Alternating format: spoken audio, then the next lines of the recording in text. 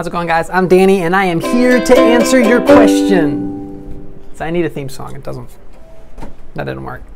I'd like to know your thoughts. I'd like to your thoughts on throwing super soft floppy putters versus harder plastic ones. Is one type better for longer or shorter putts? I love my super soft Wardens, which I use 90% of the time, and a hard Judge for longer approach putts. Much thanks.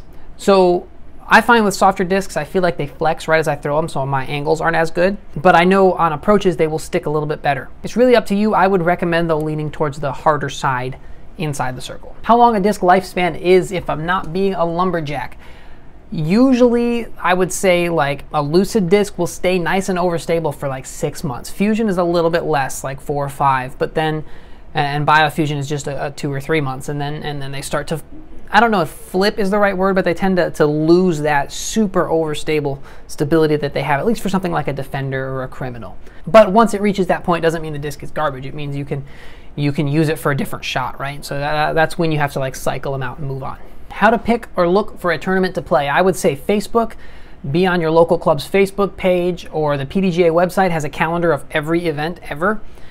You can scroll through that and look for events, or websites like Disc Golf Scene. You can find tournaments there. They'll be scheduled. What is step-by-step timing for a proper throw, i.e. what happens when? So as long as you're not going too fast, I like to think of timing my reach back so it peaks when my front foot hits the ground. That way my arm goes this way when my leg goes this way.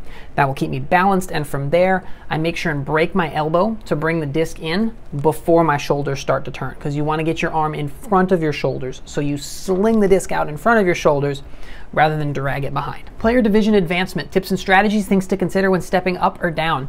My rule of thumb is if you play bad and cash, move up. Found a piece of chocolate. One of my issues is with technique. All of my drives have about the same distance, whether it's mid-range or driver. I'll get some more distance from a turnover shot, but usually no more than 30 or 50 feet of where my mid landed. What errors cause this issue? So that's caused by nose up. So if you take a driver, I'm gonna try and line it up right at the camera, and you throw it flat, it's got a much thinner profile than a mid-range. But if you take it and you tilt it backwards some, nose up, then it looks the same. So it's going to go the same distance. So you've got to get the nose down. I always say to reach back low. Make sure you get your hand on the outside and follow through up. That way you're going to be able to flex your wrist down right as you release it, and that's going to get you more power and more nose down on it. How to improve mental game. Always think positively. And I don't mean like the world is all happy rainbows and things. You can acknowledge that you made a mistake, but from acknowledging, move on to the positive thing next. Like I'll forget to reach back sometimes. I'll just go to throw and be like, oh, I shanked it 90 degrees right because I didn't reach back. So I'll think that thought, and then my next thought, and the one that I'll focus on, is reach back. So I'll think positively of what I can do. How about a good cold weather warm-up or cold weather tips? Don't play. Is it better to hit a long, slow anhyzer by releasing the disc on a specific angle, or releasing a disc flat and letting the disc work for you? I've got the mentioned flight path using both methods, but I'm not sure which one is going to be more beneficial over time. So starting the disc on the angle with a more stable disc and letting it sort of flex out is going to get you a little more distance, but it's not going to be as accurate. Throwing a less stable disc flat is going to pan over. It's going to hold it better. It's not going to come back at the end, and that's going to be just a little more accurate, I think. But it's a different shot. It really depends on what you're going for. If you start the disc on an angle, it's going to curve the whole time. If you throw it flat and let it flip, it's going to go straight a little bit and then curve more sharply towards the end. So it's all on what you're looking for. How to initiate your follow through with your core rather than leading with the arm. I think everything is led with the arm in the throw, honestly. From a reach back, you want to break your arm before your shoulders turn, and then you want to whip your arm out in front of your shoulders without your shoulders leading or getting in the way, and then your follow through is really initiated by your arm. So I don't know if I'm not understanding your question, but generally you do want to have your arm out in front. How to play smart golf shooting blindly. I always disc down and just play for the middle of the fairway. If you don't know what the distance is or where the trees are, just throw to what you can see and just hit the middle of the fairway and move on from there. Mindset after getting a bogey. Again, think positively. Think what you're going to do next to fix it.